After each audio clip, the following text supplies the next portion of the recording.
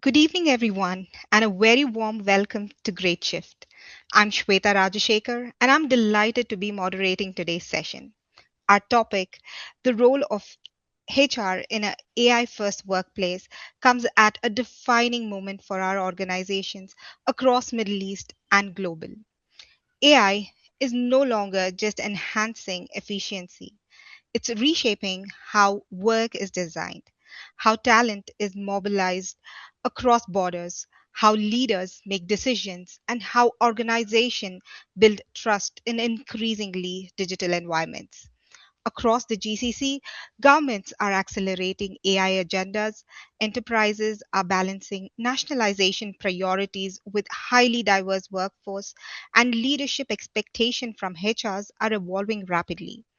In this environment, HR is not just adapting to change, it is shaping workforce strategy, organizational models, and future for work itself.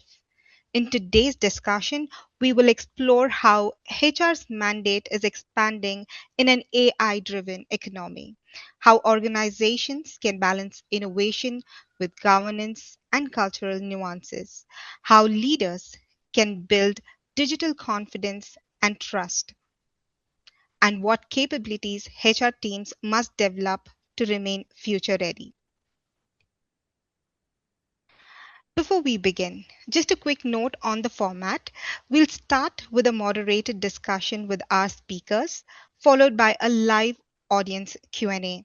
So if any of you have any questions in between the session, we request you to use a chat and put out your questions there. The session is being recorded and the recording will be shared with you afterwards. With that, let's get started. To help us unpack these themes, we are joined by distinguished leaders who bring deep regional and global experiences. Ghada Salah, CHRO, Batha Engineering, GECO, MNE. Devika Valsaraj, Head of People and Culture, INSEAB. Let me quickly take you through all with their profiles.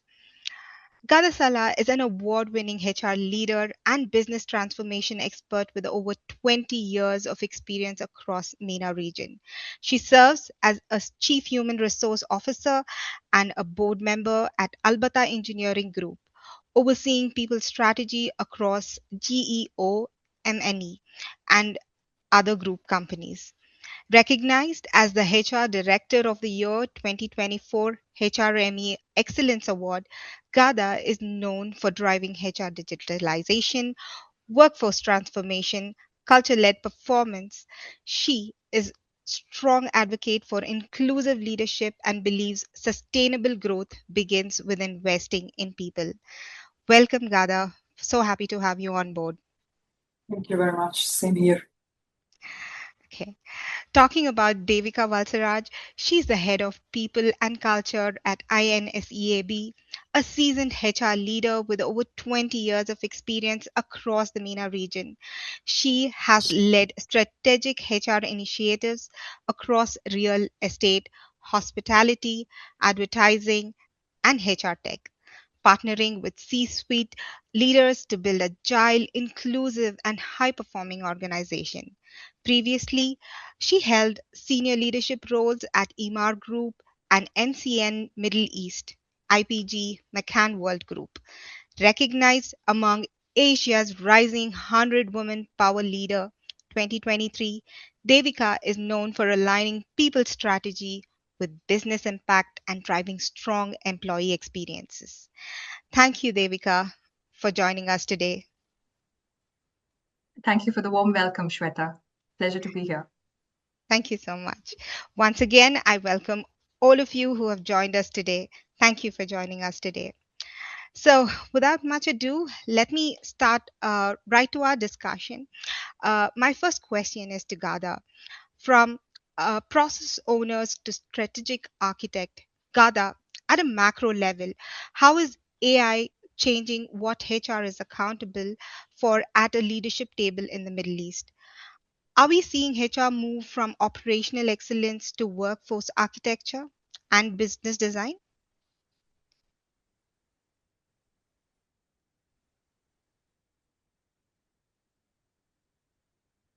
Ghada?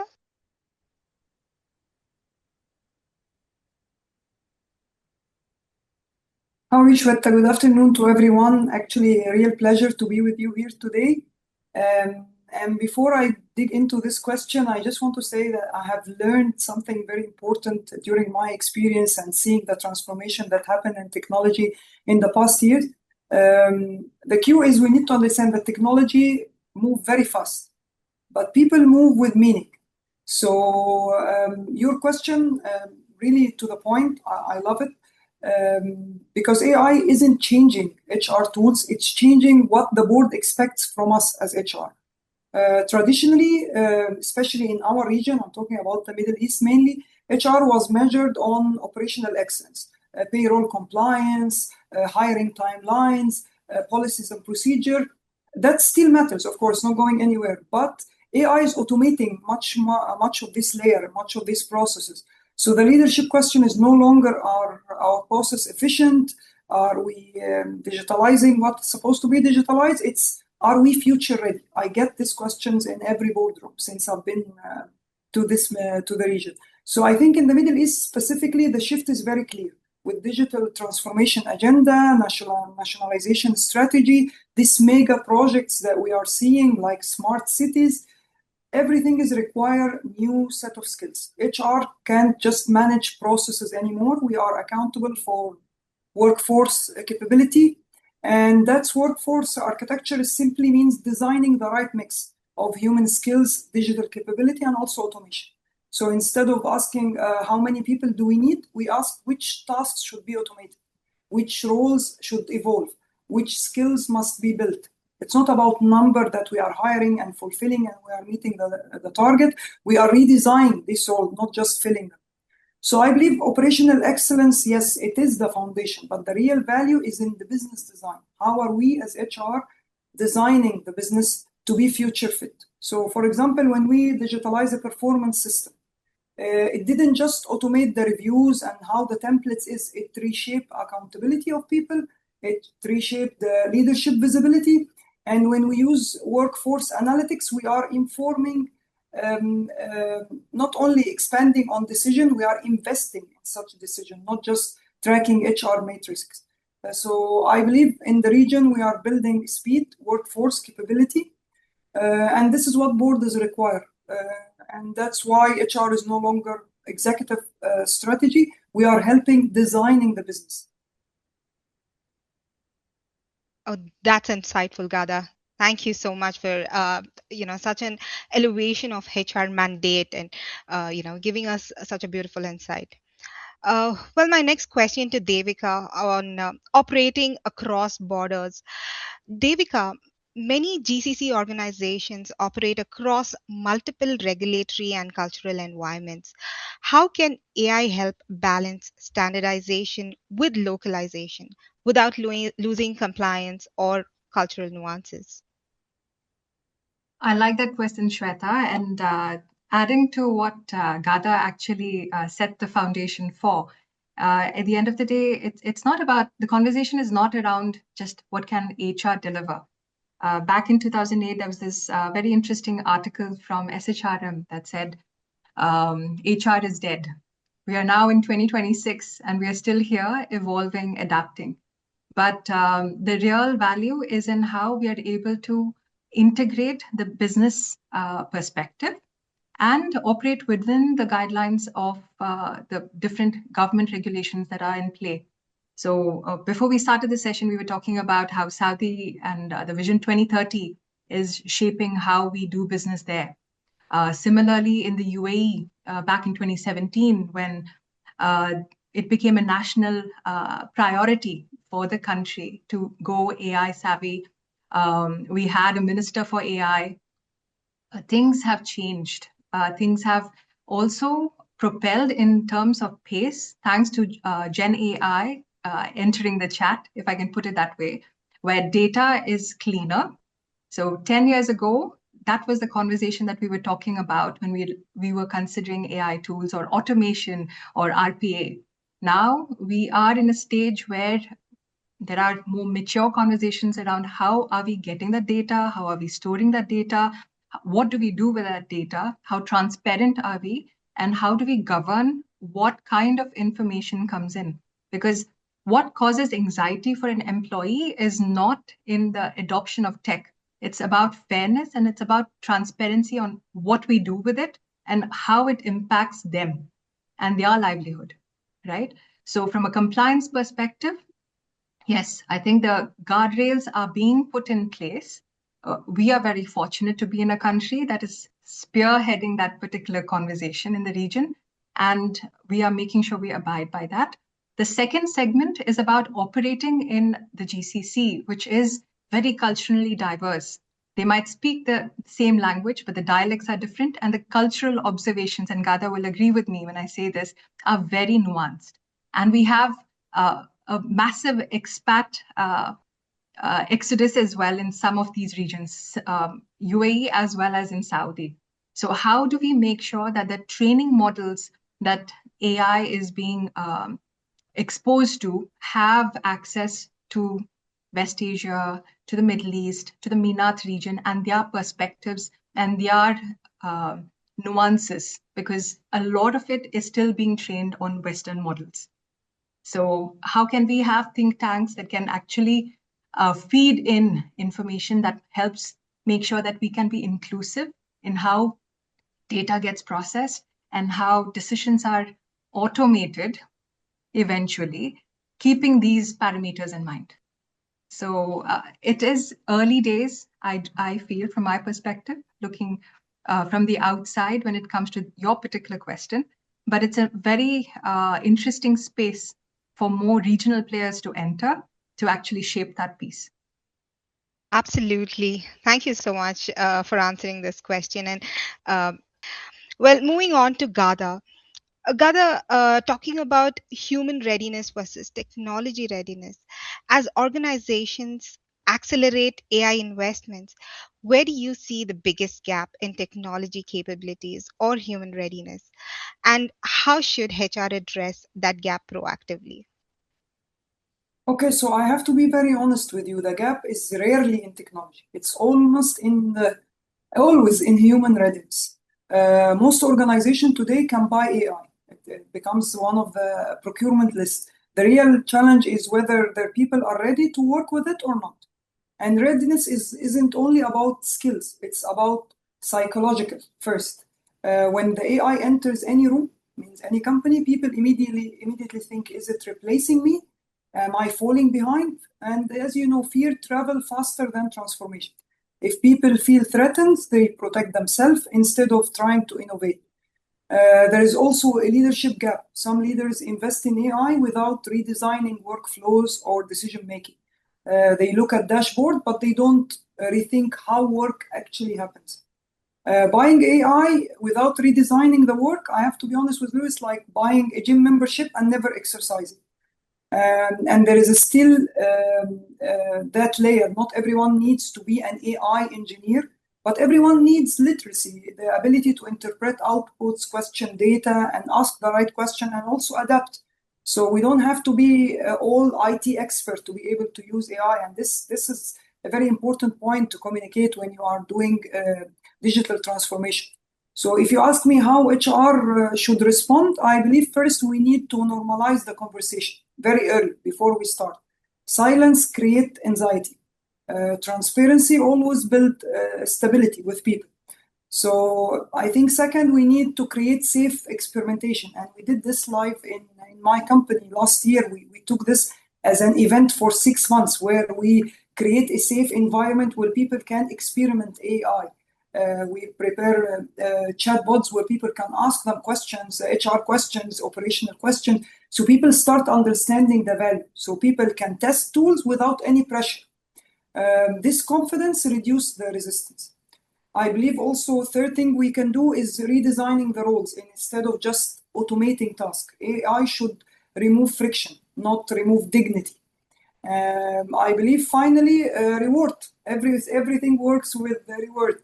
If it's not measured, it won't stick. So we need to reward people who run with it, who make it happen. And I will have to close this question with, again, a statement that I started with. Technology moves very fast. human trust moves slower. So we need to build this trust. HR job is to close that gap between the speed of technology and the slowness of people trusting the process. Thank you, Ghada. Thank you for that answering the question. Well, it's time to take a poll right now. You will for the audience. There is a poll questions right on your screen coming up. So, when an AI decision impacts employees, hiring, performance, learning, what matters most to you? Transparency in how decisions are made, fairness and bias control, human oversight and final approval, speed and efficiency of outcome. I request all of the participants to quickly participate in the poll. Can we participate also? Yes, definitely, Ghada. You can. So this poll will help us understand and take this discussion forward to the next level. So I request all of you to please participate in the poll. It said we are not allowed, so yeah. Panelists cannot vote, so we'll so excited the answer. Right. We'll wait for the answers, and then you can probably choose your vote and speak on the topic as well. We'll just keep this poll question for another 5 seconds, and then this question will be closed.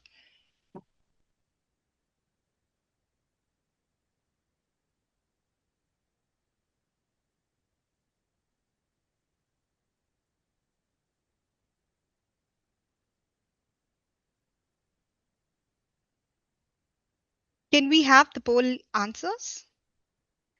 Can we have the answers displayed? Yeah. Yes. Yes, so we have 50% of them choosing transparency in how decisions are made, 22 on fairness and bias control, 17 on human oversight and final approval, 11% on speed and efficiency of outcome. Ghada, you have a take on this poll? You have any say on the poll? Confirmation to the question that I just answered. It's all about transparency and bringing people on board. Building this psychological safety that AI is not there to replace people. It's there to amplify their performance, amplify their, and also help them become more efficient and effective. So yes, that would have been the answer that I voted for. Absolutely. Devika, you have any say on the poll? No, I think I absolutely agree. Coming back to what we spoke about, right? Employees are not apprehensive because of the advent of tech. It's about knowing how it impacts them. So yes, aligned on the audience. So we are all resonating with each other today. Absolutely. So going ahead, my question again to you, Devika. In a diverse and multi-generational workplaces like those in the Middle East, what builds trust in AI system? What role should HR play in making AI feel transparent rather than intimidating? Okay, and I think it's the constant theme of today's conversation. Back in 2017, and I keep going back to that because I was very fortunate to work with IMA, where in 2017 we had some very iconic projects where I led the implementation of Amber by Infido, which was an engagement, people analytics, and predictive index bot, as well as Sophia, which was a question answering bot. So we worked with Microsoft Azure and we were working on corpuses to help with the bot learn how to communicate like a human. This is way before we even had the entire conversation around Gen AI.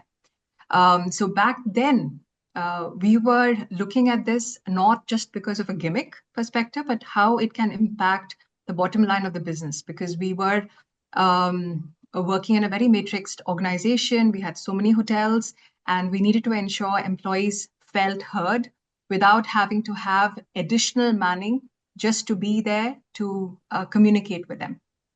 And we were able to actually show the ROI in terms of how, with the correct interventions, internal comm strategy, having key stakeholders who actually advocated for the bots. We even celebrated Amber's birthday together. Wow. Just so that we could humanize the experience so that people felt comfortable and they understood why these interventions are being put in place, not to take away the human element, but to ensure that the humans are able to take that information and serve them better. So it's not necessarily an generational piece. Of course, Gen X's might need more reassurance in how AI gets implemented. Gen Z's, millennials have been dabbling in it, experimenting and iterating with AI for some time. So it's not necessarily something new for a digitally native generation.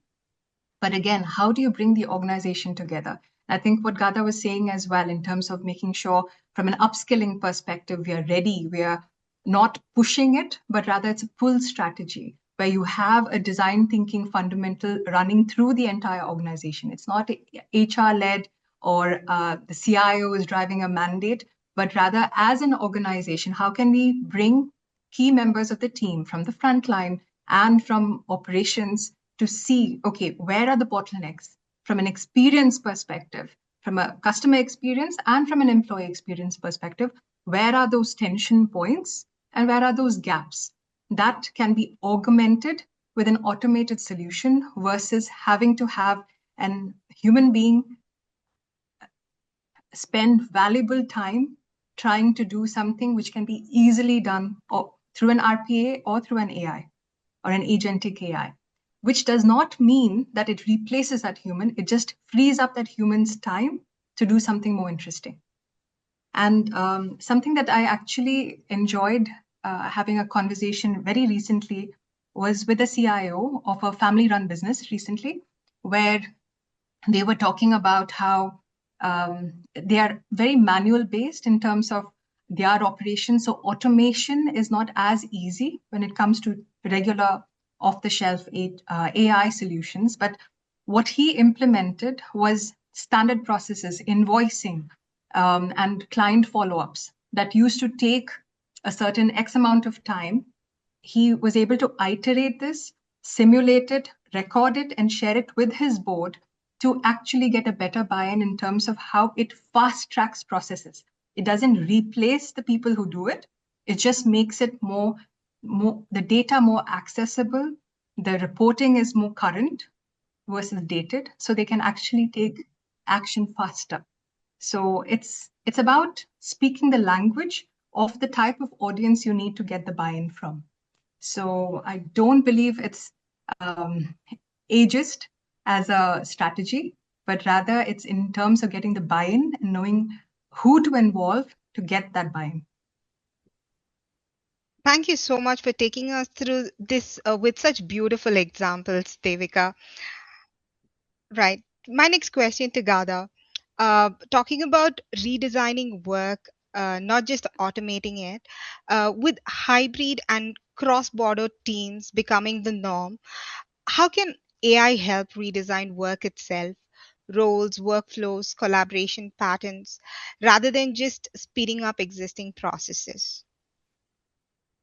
Okay, from my experience, one of the biggest mistakes we do in organizations is using AI to do the work faster instead of asking whether the work itself need to be done or not. Hybrid and cross-border teams have already disrupted the traditional structure of work.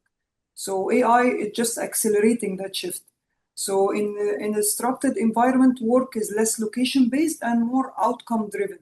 So instead of seeing role as fixed titles like a finance manager, for example, we break them into tasks. We ask which tasks require judgment, which tasks are repetitive, which need collaboration, which can be automated. Once you deconstruct the work itself, you can redesign the role. So AI doesn't eliminate roles, it elevates them. It removes friction. So people focus on higher value contribution rather than transactional work. I believe workflow design also changes. So hybrid teams struggles with delay sometimes.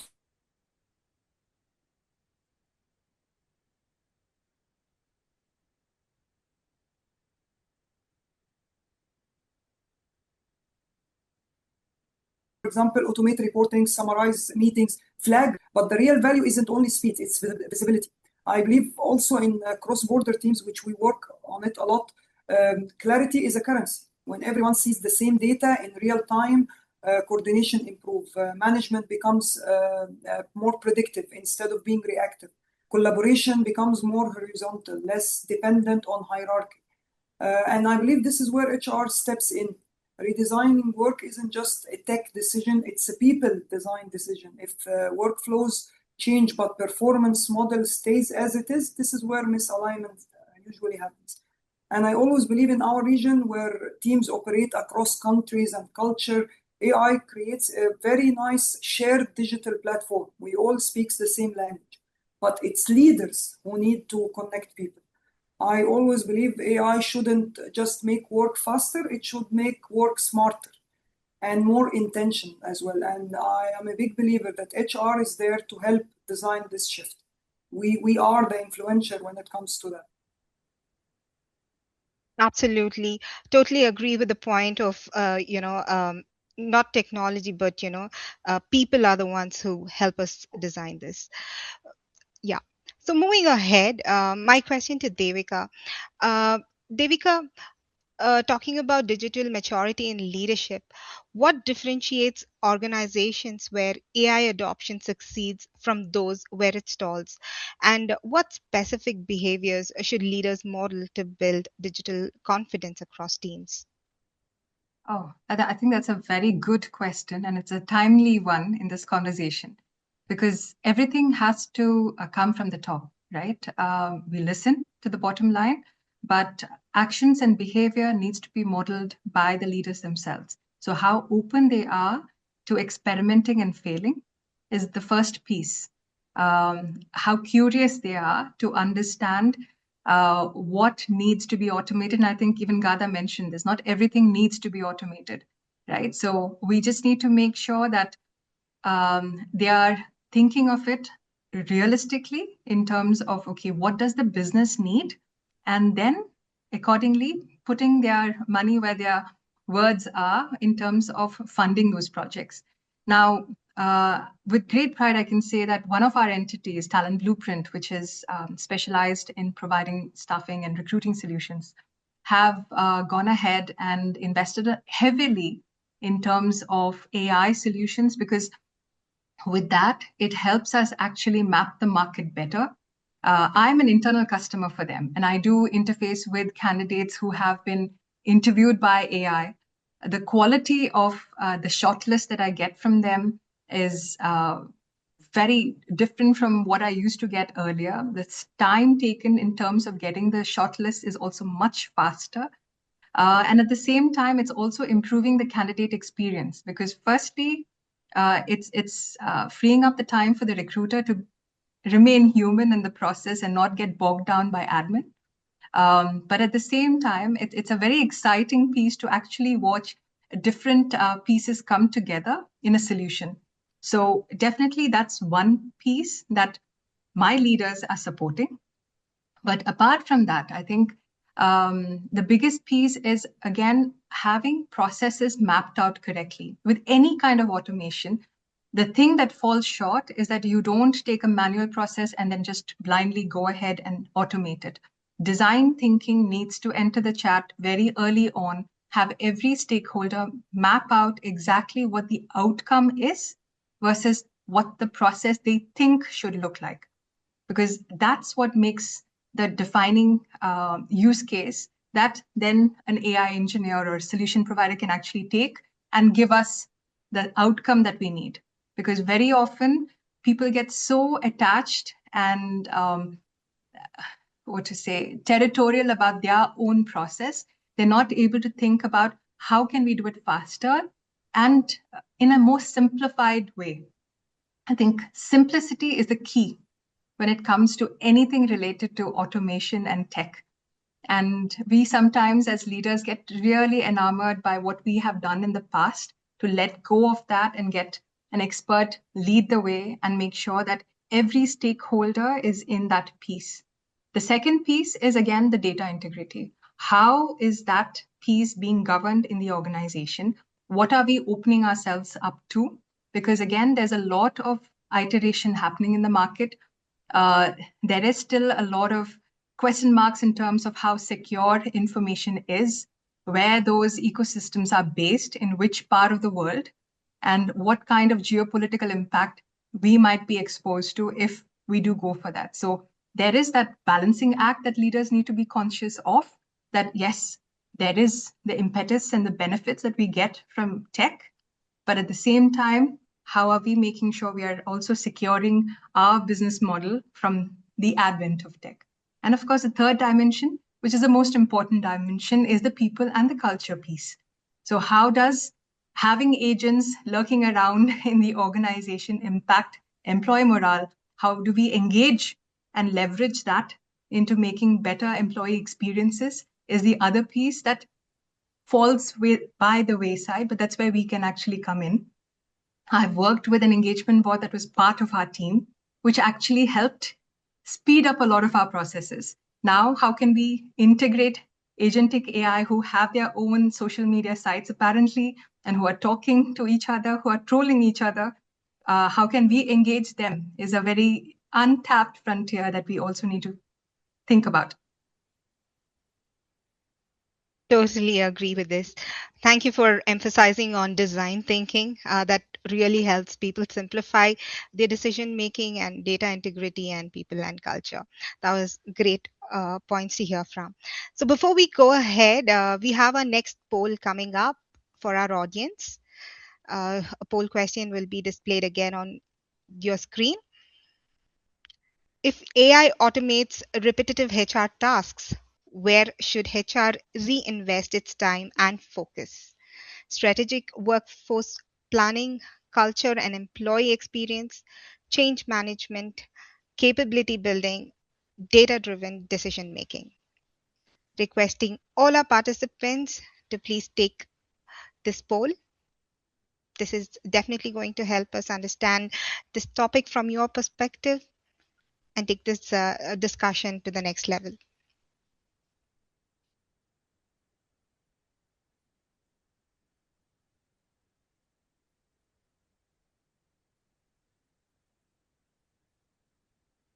We will have this poll displayed for the next 10 seconds. I encourage all the participants, our attendees, to take part in this poll.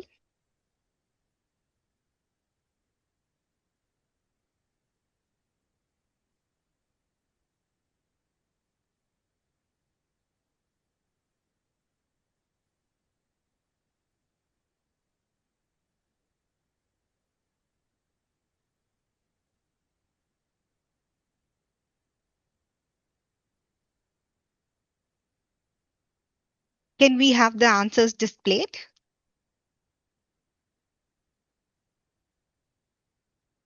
Okay. So the highest is the culture and employee experience. Strategic workforce planning is at 21%, change management and capability building is at 21%, and data-driven decision making is at 14%. Devika, do you have a say on the poll? I did actually.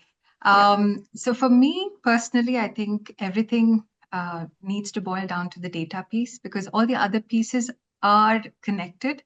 But if you have access to proper decisions driven by data, then everything else falls in place. So if a leader is able to really understand real time from a predictive analytics perspective, who are the individuals who are at flight risk and what interventions need to be put in place, that feeds into the culture and employee experience piece. If we get productivity data in terms of where do we have peaks and troughs in terms of what kind of work gets produced in the organization and where there are opportunities to automate to improve our bottom line or improve the employee experience as well. That helps with the strategic workforce planning piece as well, in terms of, again, for us personally, we are very intentional about who we hire as full-time, because again, we do operate in a market which is surrounded by a lot of geopolitical changes. So if you have to pivot, we need to pivot quickly and we need to be faster than the rest. And for that, you need to be able to get insights in real time versus someone spending time trying to churn that data for a week and then sending it to the leadership team. So if you're able to get that quickly, you can pivot quickly.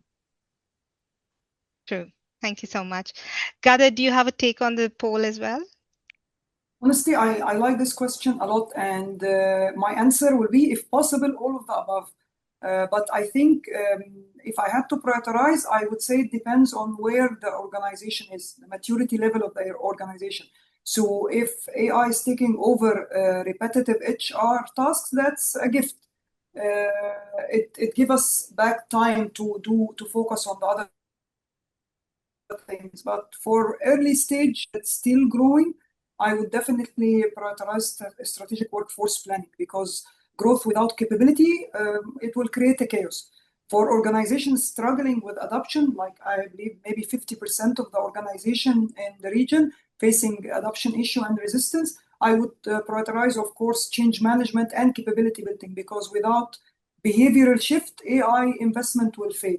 For more mature organization and the real long-term differentiators, then this is where data-driven decision-making becomes vital, using insight to shape expansion, succession, and also investment. But for me, and the closest to my heart, will also be culture and employee experience. This cannot be ignored, because if automation increase efficiencies and decrease in engagement, it's a loss for the company. So AI shouldn't just make HR faster, it should make HR more strategic, more human-centric, of course, and more intentional about where exactly we can add value. Great. So moving on to the next question, talking about future HR teams themselves. If we look internally at HR teams, what capabilities must they build now? Data literacy, AI governance, change architecture. Where should they invest first? I think the real question either it's not whether we need to invest in any of those. I think all of them are very important. It's just, for me, will be in which order. HR doesn't need to become data scientists overnight, but we also cannot rely on old experience and our just gut feeling when it comes to AR world. If I had to prioritize, I would say data for me, always, all the time. And I don't mean becoming IT coding expert. I mean being comfortable with reading data, reading dashboard, asking smart questions, like I mentioned before, spotting patterns and trend, and connecting workforce data to the business outcome. It's not about building algorithms that people struggle to understand. It's about not being intimidated by data, which happens in lots of cases. If HR can confidently discuss data in the boardroom on the leadership table, we become more strategic partner. We build more credibility. Second, for me, will be change design, or what I call change architecture. AI isn't just a technology shift, it's a behavior shift that I have said this twice so far in this conversation, and I see it all the time. HR shouldn't just communicate change, we should structure it. We should equip leader and support employees and reinforce this new behavior. So change doesn't happen because we announce it, it happens because we design the journey itself. For governance, it's of course matters, specifically in this region, to protect privacy, prevent bias. Just because we can automate something, we just don't go and do it. At a strategic level, HR must think always ahead, mapping future skills, redesign capability models, not just job titles. And I believe we can't build everything at once. Capability building must be phased and must be also intentional. So if we start with analytical confidence, which is data and structured design, the rest becomes sustainable and becomes much easier for us and for the business. Great. I'm just addressing the audience at this moment. We are almost coming to the end of the session. If you have any questions for our speakers, we request you to put your questions in the chat box, and we will shortly be addressing your questions. Well, moving on, my question to Devika. with governments pushing AI agendas across the GCC, how should organizations decide where to invest in HR tech? What separates strategic AI investments from experimental spendings? I think that's a very valid question, Shweta, because recently I was part of a focus group, which was linked to the government a little bit in terms of they were curious to understand about the conversation around AI, what are different companies doing about it, to ready the workforce, ready their tech ecosystem as well. And something that came out, which was very powerful as an insight, was that um, it's in terms of not necessarily discrimination, but in terms of the size of the organizations and the capacity to invest. So the larger you are, the appetite to be able to invest and access certain tools is higher, it's easier versus SMEs who may not necessarily have the generous budgets to tap into to experiment. So, what could happen, and this is something that we are slowly seeing or beginning to see, is that larger organizations that are able to invest heavily are able to progress faster as an organization in adoption rates versus SMEs that probably take more time to get the buy in for that investment, get left behind. So there is this divide that is beginning to be visible in the market just because of the affordability of these kind of uh, tech infrastructure for organizations. So that's one bit that we need to be conscious of as these conversations progress. Now, coming back to the decision making when it comes to where to invest and how to invest, it's again what we spoke about, the design thinking piece. Does it warrant automation or not at this stage? Is there a perceived ROI in place when it comes to going ahead with that automation? So, as businesses, you need to look at the business case. I was part of a conversation recently when we were looking at a business plan and we were really pushing to see the business outcomes in terms of whether this really makes a viable sense to go to market with something like this right now, or should we iterate internally before we go ahead? So there is that piece, iterate in a smaller, more safer ecosystem before you actually scale.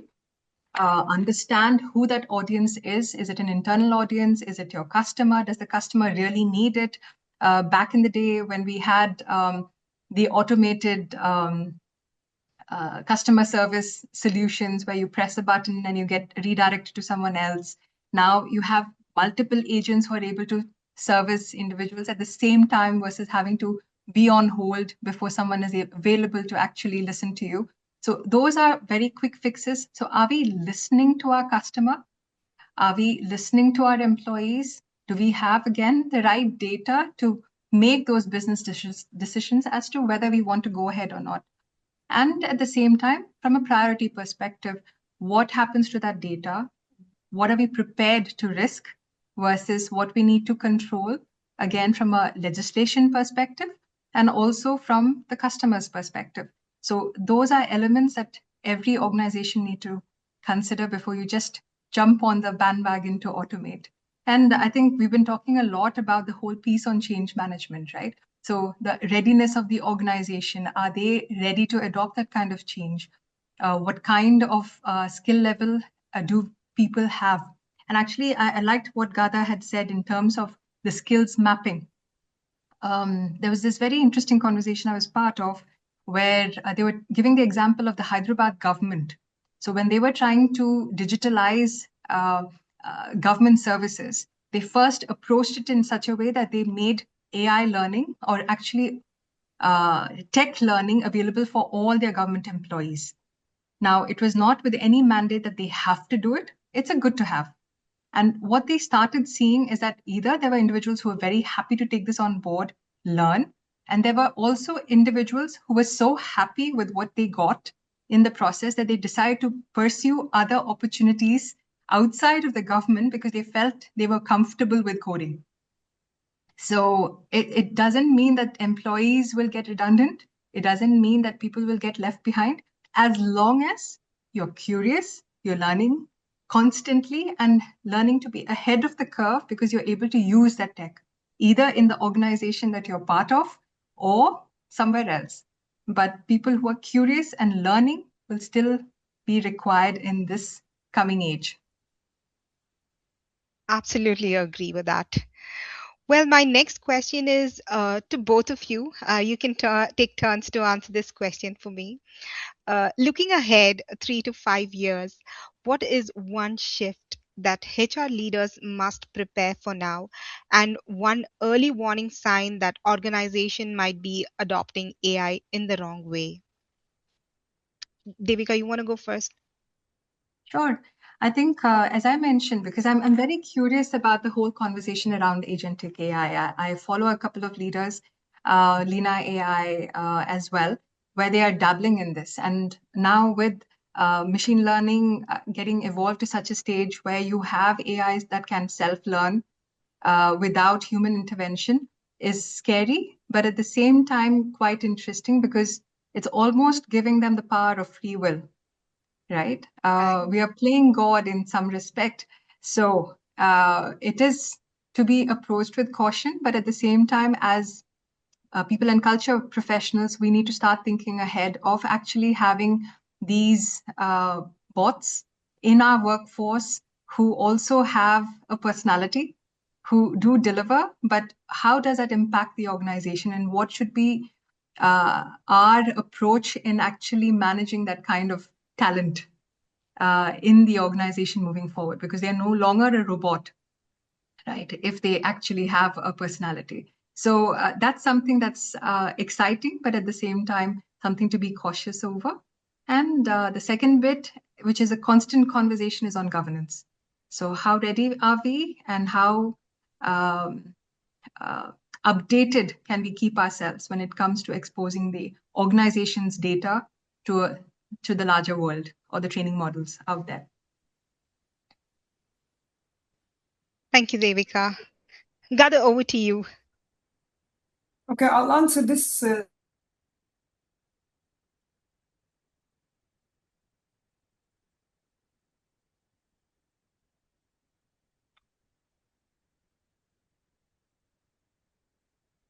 So jobs will become more fluid. Skills will matter more than titles.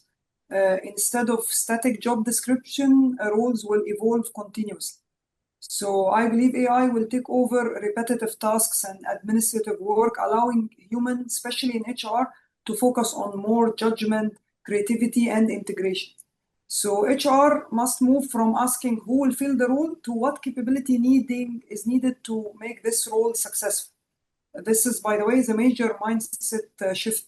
So it means investing in skill-based workforce planning, continuous reskilling and upskilling, also flexible career mobility. I believe the HR leaders who prepare now will build dynamic skill ecosystem, not only job structures. For the red flag, for me, I believe if productivity is increasing but trust is decreasing, something is extremely wrong.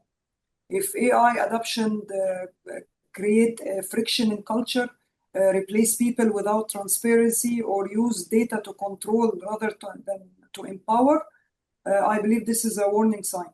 So AI should inform decision, not remove accountability.